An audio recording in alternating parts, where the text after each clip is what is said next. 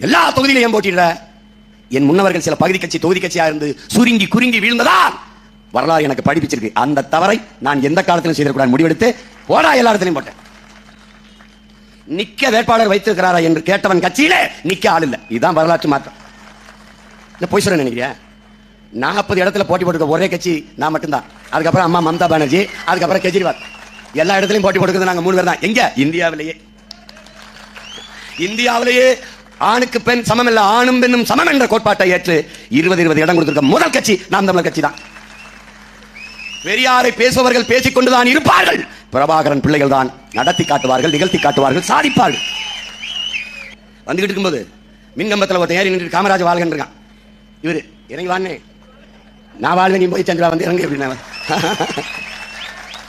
அது மாதிரி அவர் வாழ்கனே எங்க அண்ணன் மேல சொன்னாலும் உள்ள இருக்கிற ஐயா ஸ்டாலின் வாழ்த்துறாரு. அதான்